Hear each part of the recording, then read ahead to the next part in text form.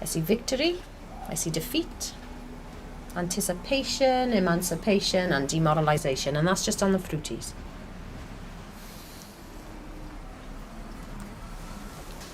Right, so Cardiff 0, Sunderland 1.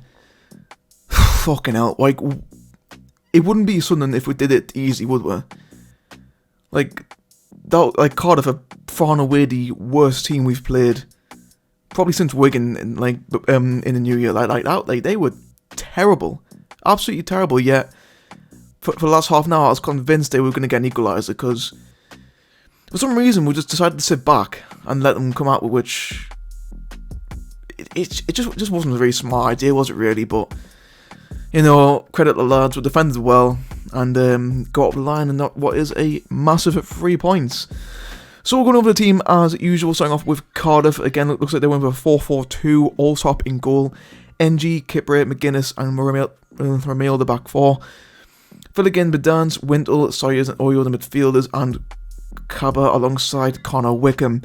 So then 4-3-3 had a few wholesale changes to the team after, with the fixed congestion. Patterson in goal, Gooch, Hume, Bart, Cirque in the back four, Neil, Equine and Bar in midfield, and Diallo, Pritchard and Clark up front.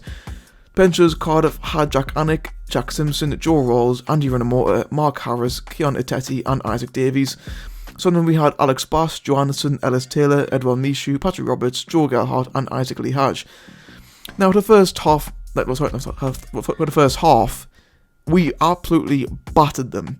Like, that was probably the most dominant half from Sunderland I've seen in a long time. Like, we controlled the ball well. We were getting in some nice areas, but once we were in the final third in the box, we just didn't know what to do.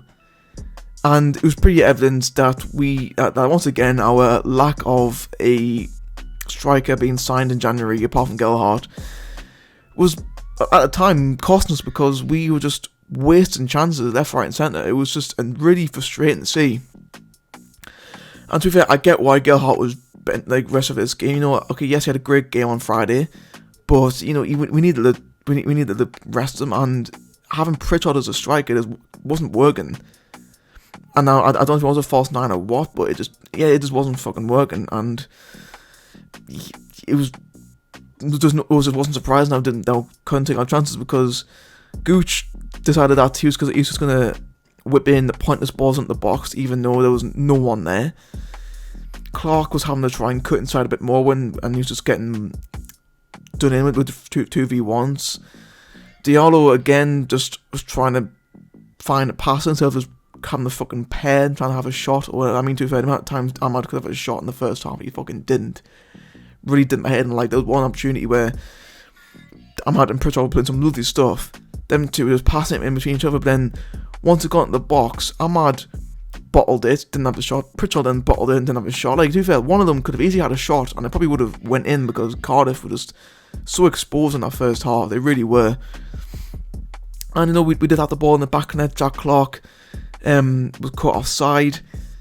Now, to be fair, it was a tight one. It really was tight. The only angle, the only angle I'm going to assume everyone else saw was on Twitter, was that Clark was just onside, but was going to be offside because in the picture that was shown, one, the angle was incredibly poor, and two, Pritchard hadn't actually hit the ball yet.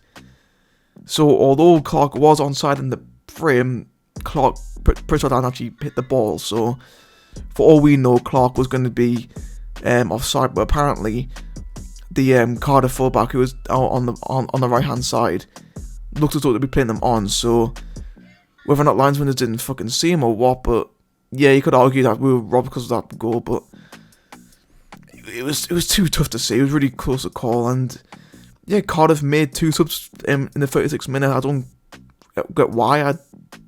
Maybe because they're just playing terribly or there's injuries or whatever, I don't know. But Renamota and Simpson both came on.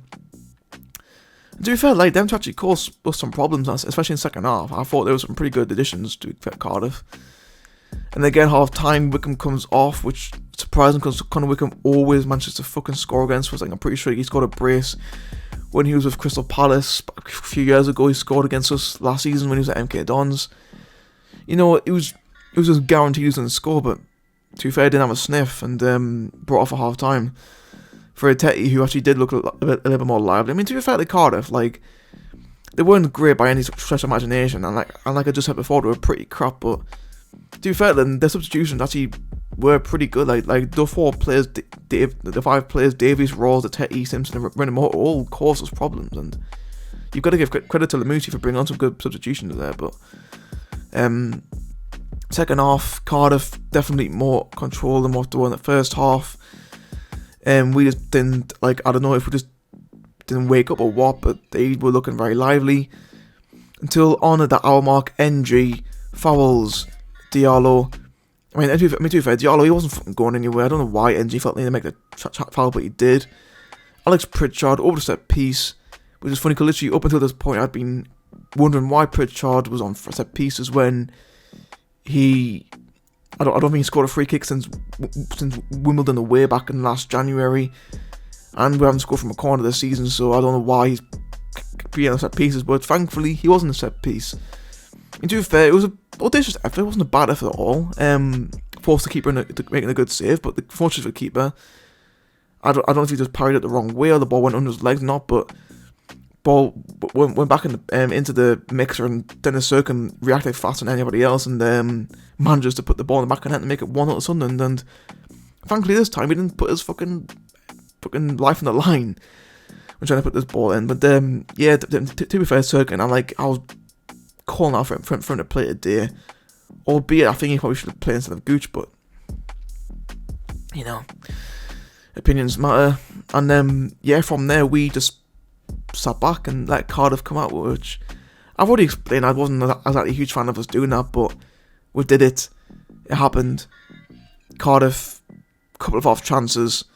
Patterson, he seemed to be pretty comfortable for the most part, and effectively just like we did against Norwich, we just saw the game out, and yeah, came over all 3 points really. And yeah, I mean, to be fair, like I said before, we don't do things the easy way at all, but you know, in the end we did it the hard way. We got the 3 points, and it just, you know, if we managed if we saw the game against Hull, we would have only been 2 points off Blackburn in 6.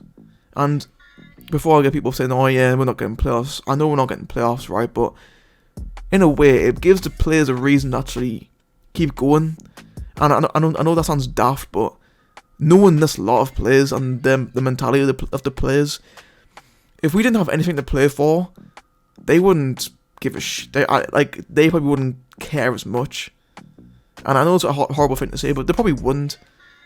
Like, if we were in Stoke or Birmingham's position right now with comfortable mid-table, not going to go down, not going to get top 6, you know, I doubt we would have been going for it, but hey ho, we are. And once again, everyone who's in the playoff race messed up, apart from Preston, of course, because to be fair, Preston, I think Preston are going to get 6th place here because, well, Millwall lost, Blackburn drew, well, fucking 2-0 down, almost lost, West Brom drew, Coventry Watford drew with each other. You know, I'm not saying we are going to get top 6, but no one else wants it.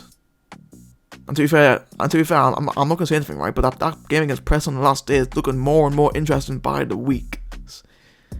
That could be a big game against Preston on the last day of the season. Might not be. You know, likes of Norwich might get the act together. Blackburn and Millwall might start winning games again. Who knows? But yeah, that's going to be it for its review. My man of the match is going to have to go to Dennis Serkin. You know, he took the goal really well. And for the most part, I thought he had a pretty good game. Also, like to give a shout out to Pierre Ekwa. Now, I know the lad's been having a bit of a tough time lately, you know, because of the whole penalty thing against Hull. And the fact he hasn't been great when he came on, but to be fair, I thought today he definitely looked a lot more better. You know, he just looked fresh. He just looked more composed. You know, I thought he had a good game today, Ekwa, but yeah, Dennis Serkin is my man of the match. And Birmingham at home on Saturday for me has to be 3 points. But then again, it's just going to be one of those games where Birmingham is going to come out of nowhere and play like Barcelona and get the win. I don't know. But yeah, 3 points.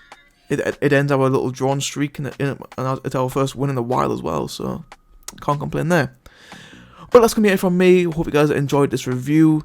And I'll see you all next time.